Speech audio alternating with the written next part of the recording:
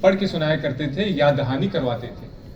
اب یہ وہ چیز ہے کہ ہم بھول گئے ہیں، اور اس کی وجہ یہ ہے کہ سورہ عصر کے بارے میں جو امام شافعی کا قول ہے کہ قرآن میں اگر اس صورت کے ماں سوا کوئی بھی اور صورت نازل نہ ہوئی ہوتی تو وہ یہ جو صورت ہے یہ کافی ہوتی انسان کی ہدایت کے لیے۔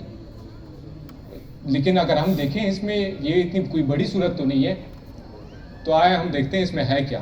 اللہ تعالیٰ فرماتا ہے کہ زمانے کی قسم، یا زمانہ اس چیز پہ گواہ ہے کہ پوری کی پوری انسانیت خسارے میں ہے۔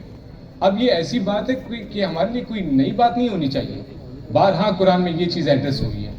جیسے کہ ایک اور جگہ پہ اللہ تعالیٰ سورہ اعراف میں فرماتے ہیں کہ وَلَقَدْ ذَرَأْنَا لِجَهَنَّمَ كَثِيرًا مِنَ الْجِنِّ وَالْإِنسِ، بے شک ہم نے جنوں اور انسانوں کی اکثریت جہنم کے لیے پیدا کی ہے۔ کیوں؟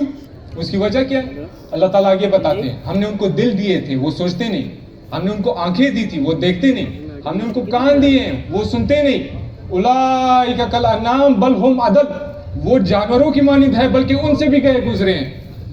تو یہ کتنی خطرناک بات ہے بھائیوں اور بہنوں، ہم اس بارے میں کیوں نہیں سوچتے؟ آگے چلتے ہیں اسی میں، کیونکہ اللہ تعالیٰ نے اس میں جو ہمیں بتایا ہے وہ کامیابی کے کم سے کم 4 شرائط ہیں۔ جو پہلی دو ہے، دوسری چیز عمل صالح۔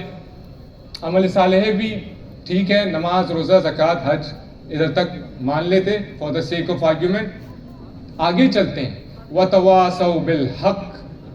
اب یہ وہ چیز ہے کہ دیکھنے کے لائق ہے حق کیا چیز ہے۔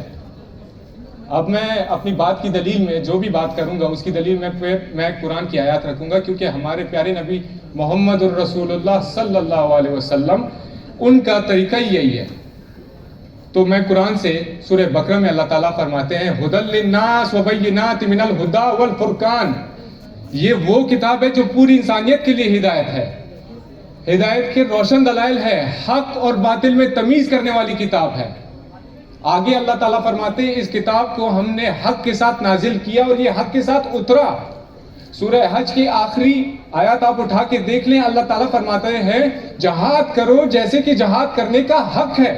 اب جب ہم جہاد کی بات کرتے ہیں سب سے پہلی پکچر ہمارے دماغ میں کیا بنتی ہے؟ بم، بندوق۔ اور میرے بھائی میری بہنوں یہ تو دیکھو کہ اس سے پہلے افضل الجہاد جہاد بالنفس ہے۔ ہم خود کہاں کھڑے اور ہم ساری دنیا کو پتہ کرنے نکلے۔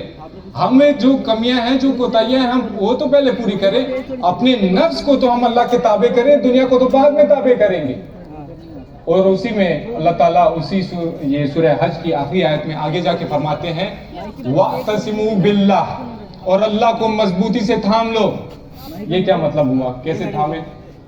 وہ سورہ آل عمران میں اللہ تعالیٰ فرماتے ہیں وَاعْتَصِمُوا بِحَبْلِ اللَّهِ جَمِيعًا وَلَا تَفَرَّقُوا، اللہ کی رسی کو مضبوطی سے تھام لو اور تفرقے میں مت پڑو۔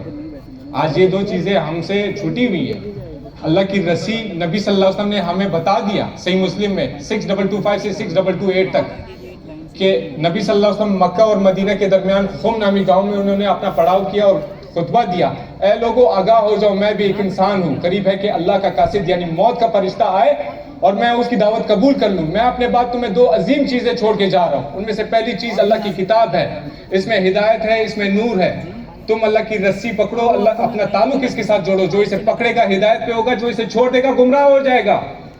اور دوسری باری چیز میرے اہل البیت ہے، میں اپنے اہل البیت کے بارے میں تمہیں اللہ کا خوف یاد دلاتا ہوں، میں اپنے اہل البیت کے بارے میں تمہیں اللہ کا خوف یاد دلاتا ہوں، میں اپنے اہل البیت کے بارے میں تمہیں اللہ کا خوف یاد دلاتا ہوں۔ ہم نے نہ قرآن کو پکڑا نہ اہل البیت کو پکڑنا کیا تھا، ہم نے تو اہل البیت کو چھوڑا بھی نہیں ہے، سیدھی سیدھی بات ہے۔ اور دیکھیں اس میں سے ٹاپ آف دا لسٹ اللہ تعالیٰ نے ہمارے لیے ماڈل بھی بنا کے دکھا دی ہے۔ امام حسین